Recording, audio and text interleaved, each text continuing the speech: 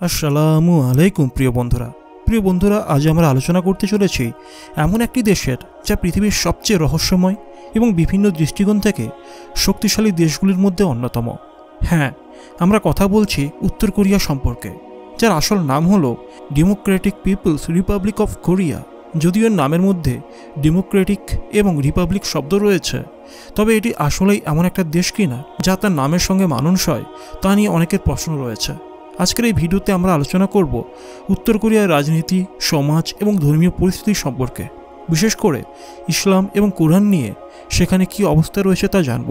চলুন দেখা যাক উত্তর কোরিয়ার ভেতরে ধর্মীয় স্বাধীনতা এবং ইসলামের পরিস্থিতি কেমন এবং কেন সেখানে ধর্ম পালন করা এত কঠিন।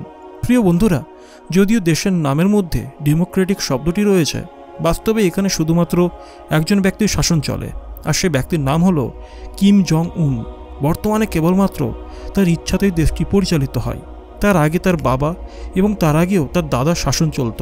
এইভাবে বলা যায় উত্তর কোরিয়ার প্রায় 100 বছরের ইতিহাস এই 3 প্রজন্মের মাধ্যমে পূর্ণ হয়েছে।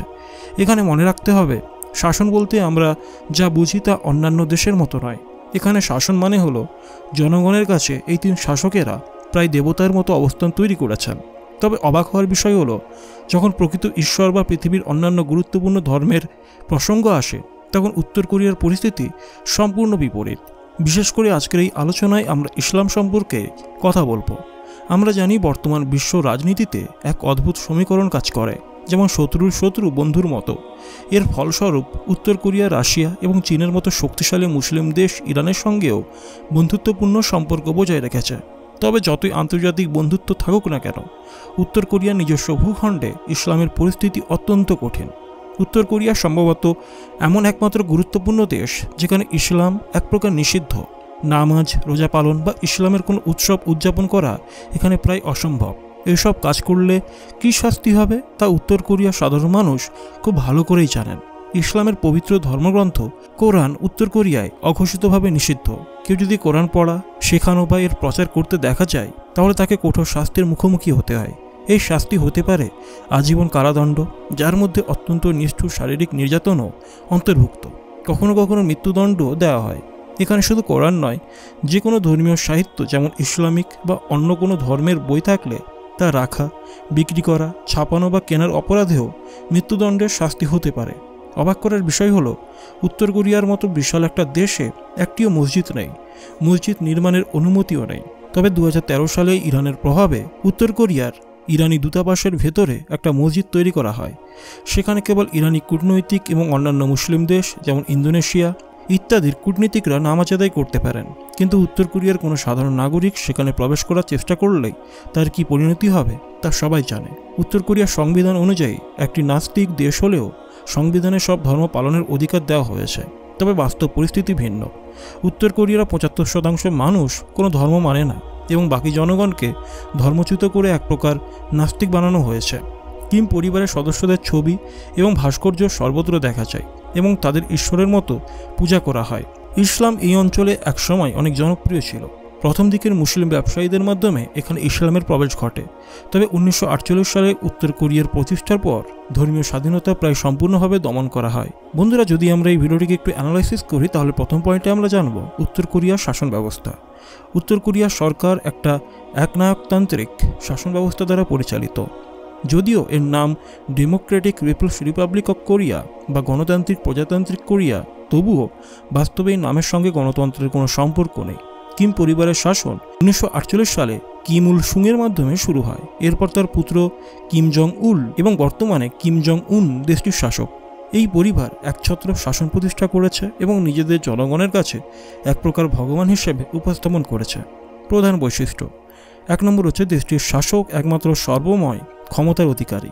2 নম্বর হচ্ছে বিরোধিতা, ভিন্নমত, এমনকি সামান্য সন্দেহ কঠোর শাস্তির কারণ হতে পারে। 3 নম্বর হচ্ছে কিম পরিবারকে দেবতুল্য মর্যাদা দেওয়া হয়।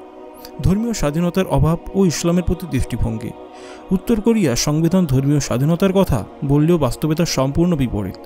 দেশটি একটা নাস্তিক রাষ্ট্র হিসেবে পরিচালিত হয়। ইসলামের প্রতি অবস্থান: ইসলাম এবং এর অনুশীলন, যেমন নামাজ, রোজা বা ইসলামিক সাহিত্য রাখা কঠোরভাবে নিষিদ্ধ। কোরআন পড়া বা প্রচার করার জন্য কঠোর শাস্তি, এমনকি মৃত্যুদণ্ড দেওয়া হয়। দেশে একটা সরকারি মসজিদও নেই, শুধুমাত্র ইরানের দূতাবাসে একটা মসজিদ রয়েছে যেখানে কূটনীতিকরা নামাজ পড়তে পারেন। অন্যান্য ধর্মের পরিস্থিতি, মন্দির, গির্জা বা অন্য কোনো ধর্মীয় স্থাপনা নির্মাণের অনুমতি নেই। খ্রিস্ট ধর্মকে পশ্চিমা ধর্ম বলে বিবেচনা করা হয়, ফলে এটি আরও বেশি দমন করা হয়। ধর্মীয় নিপীড়ন, সাধারণ মানুষের ধর্ম পালনের সুযোগ নেই। ধর্মীয় চর্চা করলে কঠিন শাস্তি দেওয়া হয় এবং সাধারণত কারাদণ্ড, টর্চার বা মৃত্যুদণ্ডের মাধ্যমে কার্যকর হয়। ইতিহাসে ইসলামের স্থান, উত্তর কোরিয়ায় ইসলাম ধর্ম একসময় শক্তিশালী ভিত্তি স্থাপন করেছিল। 7ম থেকে 8ম শতাব্দীর মধ্যে ইসলামিক বণিকদের মাধ্যমে কোরিয়ান উপদ্বীপে ইসলামের প্রবেশ ঘটে। মুসলমানদের সংখ্যা তখন উল্লেখযোগ্য ছিল এবং তারা মসজিদ সহ বিভিন্ন ধর্মীয় প্রতিষ্ঠান স্থাপন করেছিল। 1948 সালে উত্তর কোরিয়ার প্রতিষ্ঠার পর কিম ইল সুংয়ের শাসনের সময় ধর্মীয় নিপীড়ন শুরু হয়। নতুন আইন প্রণয়ন করে মসজিদ, গির্জা এবং ধর্মীয় প্রতিষ্ঠানগুলো বন্ধ করে দেওয়া হয়। জনগণকে জোরপূর্বক ধর্মত্যাগে বাধ্য করা হয় এবং বিভিন্ন নাস্তিকতায় বিশ্বাস করতে উৎসাহিত করা হয়। সামাজিক এবং রাজনৈতিক দিক, কিম পরিবার নিজেদের জনগণের কাছে একমাত্র সত্য এবং দেবতুল্য হিসেবে তুলে ধরেছে। স্কুল, কর্মক্ষেত্র এবং সরকারি প্রতিষ্ঠানে কিম পরিবারের প্রশংসা করা বাধ্যতামূলক। জনগণের 75% আনুষ্ঠানিকভাবে কোনো ধর্ম নেই, এই শ্রেণীতে পড়ে। ধর্মচর্চা গোপনে হলেও তা প্রকাশ পেলে চরম শাস্তি ভোগ করতে হয়। উত্তর কোরিয়ায় কঠোর দমনমূলক শাসন ব্যবস্থার পেছনে শুধুমাত্র কিম পরিবারের ক্ষমতালিপ্সা নয়, বরং আরও কিছু গভীর কারণ লুকিয়ে আছে। 1 নম্বর হচ্ছে আদর্শিক নিয়ন্ত্রণ এবং জুচে মতবাদ। উত্তর কোরিয়ার রাজনৈতিক এবং সামাজিক কাঠামো জুচে মতবাদের উপর ভিত্তি করে গড়ে উঠেছে। এটি মূলত স্বনির্ভরতার একটা আদর্শ। কিভাবে কাজ করে? জনগণকে শিক্ষা দেওয়া হয় যে কিম পরিবারই তাদের একমাত্র অভিভাবক। বাইরের বিশ্বের সঙ্গে সম্পর্ক বিচ্ছিন্ন রাখা হয় যাতে মানুষ বিদেশি সংস্কৃতি বা ধর্মীয় মতবাদের দ্বারা প্রভাবিত না হয়। ধর্মের প্রতি শত্রুতা, ধর্মকে বাইরের সংস্কৃতি এবং বিদেশি হুমকি হিসেবে দেখা হয়। এই মতবাদ অনুযায়ী জনগণকে শুধুমাত্র কিম পরিবারের প্রতি আনুগত্যশীল থাকতে হবে। 2 নম্বর হচ্ছে ক্ষমতায় টিকে থাকার কৌশল। কিম পরিবারের শাসন টিকে থাকার জন্য ভিন্ন মত ও বিদ্রোহ দমন করতে চায়, ধর্মকে বিপজ্জনক মনে করা। ইতিহাসে দেখা যায় ধর্মীয় বিশ্বাস অনেক সময় বিপ্লব বা বিদ্রোহে অনুপ্রেরণা জুগিয়েছে। জনগণ যদি কোনো ঈশ্বর বা উচ্চ শক্তির প্রতি অনুগত হয়, তবে তারা শাসকের প্রতি অনুগত্য কমিয়ে দেবে। শ্রদ্ধা ও ভয় তৈরি করা, কিম পরিবার জনগণের মধ্যে এমন ভয় এবং শ্রদ্ধার মিশ্রণ তৈরি করতে চায় যাতে তারা সবসময় শাসকের ওপর নির্ভরশীল থাকে। 3 নম্বর হচ্ছে সামরিক নিয়ন্ত্রণ এবং বাহ্যিক শত্রুর ভয়। উত্তর কোরিয়ার শাসকরা তাদের জনগণকে বোঝায় যে দেশটি সবসময় বাইরের শত্রুর হুমকির মুখে রয়েছে। সামরিক রাষ্ট্র, উত্তর কোরিয়াকে একটা সামরিক রাষ্ট্রে পরিণত করা হয়েছে যেখানে অধিকাংশ সম্পদ এবং শক্তি সামরিক উন্নয়নের জন্য ব্যবহৃত হয়। ধর্মীয় বিশ্বাসকে সামরিক আদর্শের পরিপন্থী হিসেবে দেখা হয়। যুক্তরাষ্ট্র এবং দক্ষিণ কোরিয়ার প্রতি শত্রুতা, ধর্মকে দক্ষিণ কোরিয়া এবং পশ্চিমা বিশ্বের হাতিয়ার হিসেবে চিত্রিত করা হয়। উত্তর কোরিয়ার বর্তমান পরিস্থিতি তাদের সরকারের সৃষ্ট একটি কঠোর নিয়ন্ত্রণ ব্যবস্থার ফল। ধর্মীয় স্বাধীনতা এবং মানুষের মৌলিক অধিকার এখানে পদদলিত। তবে আন্তর্জাতিক সম্প্রদায় এবং সচেতন মানুষ যদি একসঙ্গে কাজ করে, আপনার মতে এমন পরিস্থিতিতে কিভাবে বিশ্বের ইসলামিক দেশগুলো উত্তর কোরিয়ার মুসলমানদের সাহায্য করতে পারে তা অবশ্যই কমেন্ট বক্সে জানাবেন। তো বন্ধুরা, এই ছিল ভিডিওটি ভালো লাগলে অবশ্যই একটি লাইক করবেন, আর চ্যানেলে যদি নতুন হয়ে থাকেন তাহলে অবশ্যই চ্যানেলটিকে সাবস্ক্রাইব করে বেল আইকন প্রেস করবেন। তো চলুন দেখা হবে পরের ভিডিওতে। আসসালামু আলাইকুম।